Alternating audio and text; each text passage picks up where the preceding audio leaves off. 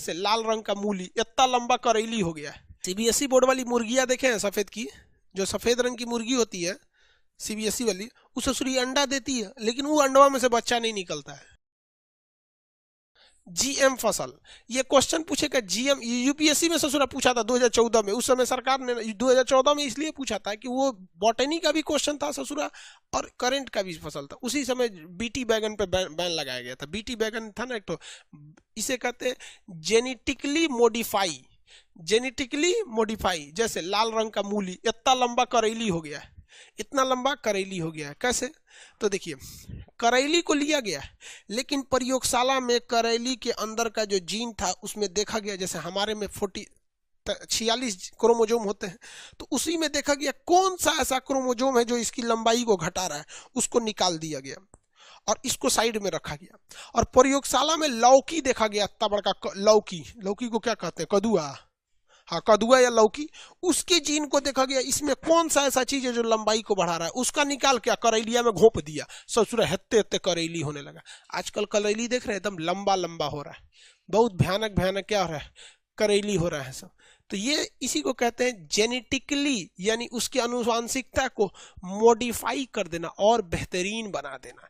तो genetically modify कर दिया जाता है, जेनेटिकली मॉडिफाई करके बनाया जाता है।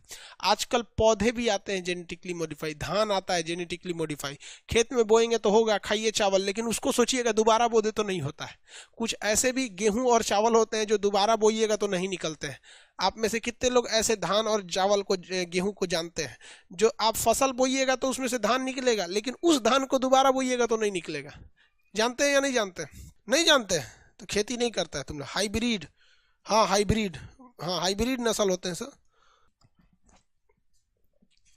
सीबीएसई बोर्ड वाली मुर्गियां देखे हैं सफेद की, जो सफेद रंग की मुर्गी होती है सीबीएसई वाली, वो ससुरी अंडा देती है लेकिन वो अंडवा में से बच्चा नहीं निकलता है। वो अंडा देगी लेकिन वो अंडा में से बच्चा नहीं निकलता है, जो व्हाइट व्हाइट अंडा जिसको खाते हैं लोग।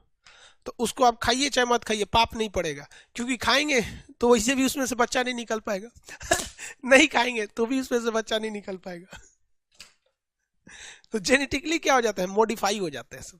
तो ये तो भारतीय वैज्ञानिक हरगोविंद खुराना ने किया था। किसने किया था? हरगोविंद खुराना ने।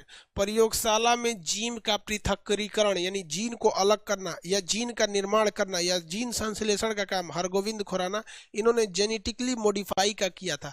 एग्जाम में क्वेश्चन पूछेगा जीएम का मतलब क्या होता है, जेनेटिकली मॉडिफाई, उसको बेहतरीन कर देना जेनेटिक्स के हिसाब से। ये कौन सा क्वेश्चन पूछ लिया रे बकलोल कहीं का, तुम नेता बन जाओ, क्या पूछ रहा है ये? दिलीप कुमार, मतलब आपको ऐसा काहे लगता है? हाँ, उल्टा सीधा कमेंट तुमको समझ में नहीं आता है टीचर से कैसे बात किया जाता है? टीचर से क्वेश्चन पूछने का एक लेवल होता है कि इस हद तक ही क्वेश्चन पूछे जाते हैं। उल्टा सीधा काहे क्वेश्चन, नेतागिरी करना है? चल जाओ नेतागिरी में, हमेशा वैकेंसी रहती है। सोच रहा है स्टूडेंट की लाइफ में बड़ी झंझट है, वैकेंसी आएगी कि नहीं आएगी।